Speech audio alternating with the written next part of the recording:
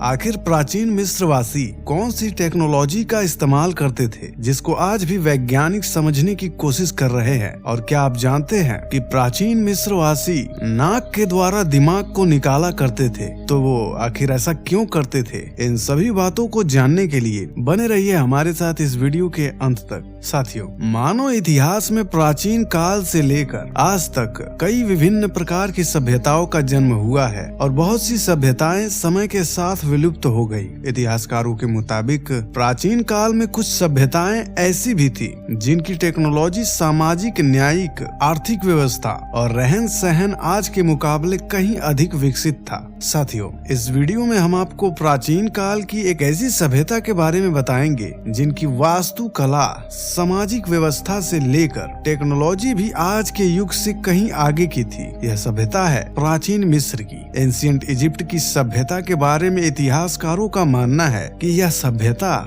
इतिहास की सबसे विकसित सभ्यताओं में से एक थी और इस सभ्यता की टेक्नोलॉजी तो आज तक भी वैज्ञानिकों की समझ से परे है। गीजा के पिरामिड और अलेक्जेंड्रिया की लाइब्रेरी से यह बात तो पूरी तरह स्पष्ट है कि प्राचीन मिस्रवासी शिक्षा और टेक्नोलॉजी में कितने आगे थे। जब मानव इतिहास में कई सभ्यताएं क्रमिक विकास की ओर बढ़ रही थी, उस वक्त प्राचीन मिस्रवासी कृषि करना सीख गए थे। इसके अलावा वह व्यापार करने के लिए पानी के जहाजों का भी निर्माण करना जान गए थे। प्राचीन मिस्र नील नदी के निचले हिस्से के किनारे पूर्वी उत्तरी अफ्रीका की एक प्राचीन सभ्यता थी जिसे आज हम आधुनिक युग में आधुनिक देश मिस्र के नाम से जानते हैं। यह सभ्यता 3150 ईसा पूर्व के आसपास प्रथम फैरो के शासन के तहत अस्तित्व में आई। यहाँ राजाओं को फैरो कहा जाता था और इसके अगले 3 सदियों तक यह सभ्यता विकसित होती रही। इतिहासकारों के अनुसार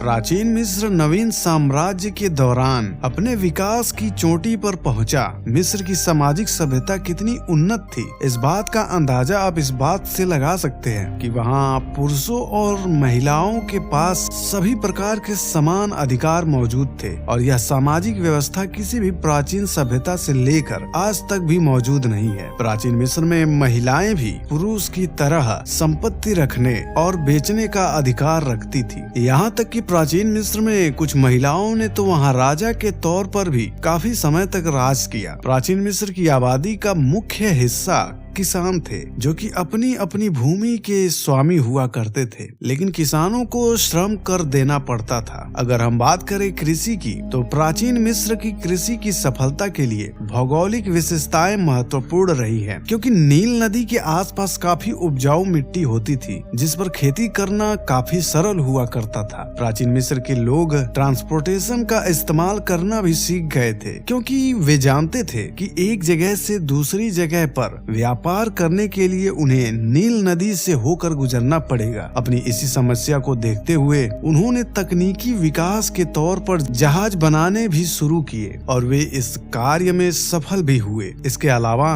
वे प्राकृतिक खनिज संसाधनों में भी उन्नत थे। वे जानते थे कि तांबा, सीसा, सोना और कीमती पत्थरों का इस्तेमाल कैसे कैसे करना है और इनके घर मिट्टी के ईंटों से बने होते थे जो कि गर्मी के दिनों में काफी ठंडे रहते थे। दोस्तों, आज के आधुनिक युग में हम अपने घरों के किचन में चिमनी का इस्तेमाल करते हैं, लेकिन यह बात जानकर आप हैरान रह जाएंगे कि प्राचीन मिस्र के लोग अपने समय में इस तरह की तकनीक का इस्तेमाल करते थे कि उनके घर में एक खुली छत वाली रसोई होती थी जहां चूल्हा रखा जाता था और वह सफाई का विशेष ध्यान रखते थे। वह अपने शरीर को कीटाणुओं से सुरक्षित रखने के लिए चाक से निर्मित एक लदोईदार साबुन का प्रयोग करते थे और त्वचा को नरम और दुर्गंध से दूर रखने के लिए वह खुशबूदार इत्र और मलहम का इस्तेमाल किया करते थे। आपको ये जानकर हैरानी होगी कि वहाँ के लोग बालों से सख्त नफरत करते थे। उनका मानना था कि बाल उनकी सेहत के लिए हानिकारक होते हैं, इसीलिए वहाँ के पुरुष तो अपने पूरे शरीर के बाल हटवा देते थे। इसके अलावा मिस्र की सभ्यता के लोग सुंदरता को भी अधिक महत्वपूर्ण मानते थे। इसके अलावा यहाँ के लोग अपने दांतों को विशेष रूप से साफ किया करते थे। इतिहास इतिहासकारों के मुताबिक आज हम जिस टूथपेस्ट का इस्तेमाल करते हैं वह भी प्राचीन मिस्रवासियों की खोज का ही एक हिस्सा है। आपको ये जानकर हैरानी होगी कि आज आप जिस बियर को जानते हैं उस बियर की खोज भी प्राचीन मिस्रवासियों ने ही की थी। यहाँ तक कि प्राचीन मिस्रवासियों का मुख्य आहार रोटी और बियर ही था, लेकिन उस बियर में अल्कोहल की मात्रा बहुत कम हुआ करती थी, इसीलिए वहाँ के लोग बियर को सॉफ्ट ड्रिंक के तौर पर उपयोग करते थे। प्राचीन मिस्रवासियों ने कांच से बने सामानों और बर्तनों का इस्तेमाल करना शुरू कर दिया था। दोस्तों, अगर बात करें प्राचीन मिस्र की वास्तुकला की तो दुनिया भर में सबसे प्रसिद्ध संरचनाएं इसी सभ्यता की मानी जाती है और इसका सबसे बड़ा उदाहरण गीजा के महान पिरामिड और थेप्स के मंदिर है, जिनकी वास्तुकला को समझना आज के वैज्ञानिकों के लिए भी एक टेढ़ी खीर बनी हुई है। इनकी बिल्डिंग बनाने की स्किल्स इतनी विकसित थी कि यह नॉर्मल इंस्ट्रूमेंट की सहायता से भी किसी भी विशाल पत्थर से बड़ी सटीक और परिशुद्ध कोई भी संरचना बनाने में सक्षम थे, जिसके उदाहरण आज भी हमें खुदाई के दौरान मिलते रहते हैं। इनकी टेक्नोलॉजी भी काफी विकसित होती थी और इस टेक्नोलॉजी को आज हम मिस्र के पिरामिड में देख सकते हैं, जो आज किसी से भी छुपी नहीं है। मिस्र के पिरामिड जिनके चारों कोने इस प्रकार से बनाए गए हैं कि वह पृथ्वी के भूगोल की 4 दिशाओं की बिल्कुल सीध में है। इससे ये पता चलता है कि पिरामिड 4 दिशाओं को इंडिकेट करने के लिए बनाए गए होंगे और इसके अलावा यह पिरामिड 3 विशेष तारों की सीध में बनाए गए हैं। हो सकता है शायद यह प्राचीन मिस्रवासियों को समय का ज्ञान कराते होंगे। 21 जून के दिन तो पिरामिड के मध्य से सूर्यास्त होता है। इस बात से ये समझा जा सकता है कि प्राचीन मिस्रवासियों को गणित और ज्यामिति में महारत हासिल थी और आज हम इस बात पर गुरूर करते हैं कि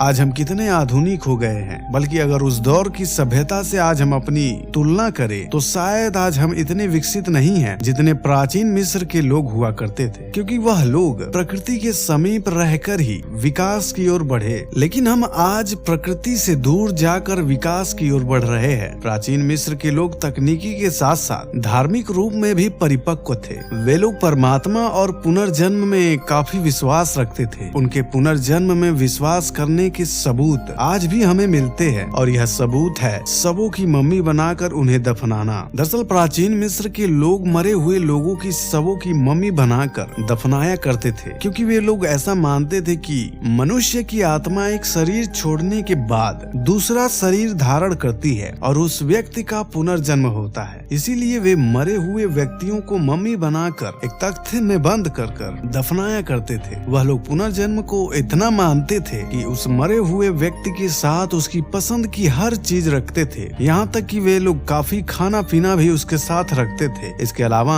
वे दांत साफ करने के लिए टूथपेस्ट और आंखों में लगाने वाला सुरमा भी उस व्यक्ति के साथ ही दफनाया करते थे। आपको बता दें कि वह मरे हुए व्यक्तियों को पूरी तरह से नहीं दफनाया करते थे, बल्कि उसके प्रत्येक अंग को निकाल लिया करते थे, जैसे कि किडनी इत्यादि। यहाँ तक कि उस व्यक्ति के दिमाग को भी नाक के द्वारा निकाल लिया जाता था और बस उसे दिल के साथ ही दफना दिया जाता था। कुछ लोगों का मानना था कि मनुष्य सुख दुख की सभी प्रक्रिया अनुभव करता है और वह यह अनुभव दिल से करता है, इसलिए दिल के साथ ही व्यक्ति को दफनाने की प्रथा थी। क्योंकि प्राचीन मिस्रवासियों को दिमाग की ज्यादा समझ नहीं थी, इसीलिए उन्होंने दिमाग के बारे में जानने के लिए ज्यादा प्रयास नहीं किया, केवल उन्होंने अपने आप को दिल तक ही सीमित रखा। यदि प्राचीन मिस्र के किसी राजा की मृत्यु हुआ करती थी तो वह लोग उस राजा की मम्मी के साथ उनके नौकरों को भी जिंदा दफना दिया करते थे। उनका ऐसा मानना था कि जब राजा का पुनर्जन्म होगा तो ये नौकर उनकी सुरक्षा के लिए उनके साथ रहेंगे। इसके अलावा प्राचीन मिस्र के लोग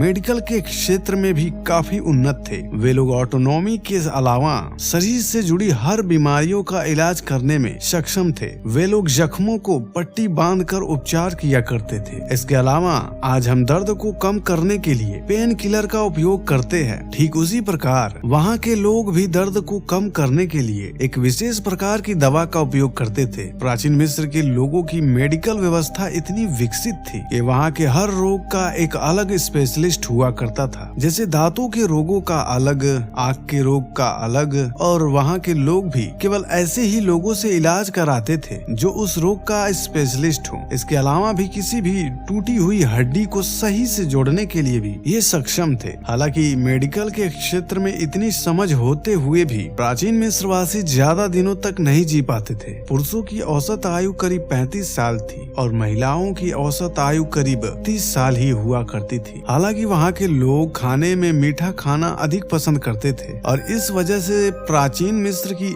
आधी से ज्यादा आबादी डायबिटीज की शिकार थी और इस बात का पता खुदाई के दौरान मिली मम्मी से लगाया गया है। प्राचीन मिस्र के लोगों को आज भी कई उपलब्धियों के लिए जाना जाता है, जैसे कि उनका कंस्ट्रक्शन और टेक्नोलॉजी, जिसकी सहायता से उन्हें विशालकाय पिरामिड, मंदिर और ऑब्लिक्स के निर्माण के लिए उन्हें गणित की भी अच्छी समझ थी। एक व्यवहारिक और कारगर मेडिकल टेक्नोलॉजी, सिंचाई व्यवस्था और एग्रीकल्चर के दौरान उपयोग होने वाली टेक्निकल मिट्टी के बर्तन और कांच प्रौद्योगिकी और साहित्य कला में सबसे उन्नत सभ्यता के रूप में जाना जाता है। इस सभ्यता के बाद आई कई सभ्यताओं के द्वारा प्राचीन मिस्र की वस्तुओं को दुनिया के कई कोनों तक ले जाया गया। मिस्र में आज भी बहुत से ऐसे राज छुपे हुए हैं जिन पर रिसर्च करना अभी बाकी है। दुनिया के लिए मिस्र की सभ्यता आज भी खोजबीन और गहन अध्ययन की विषय बनी हुई है। दोस्तों, आज भले ही हम इतने विकसित हो गए हों, लेकिन हमें यह नहीं भूलना चाहिए कि हमसे भी पहले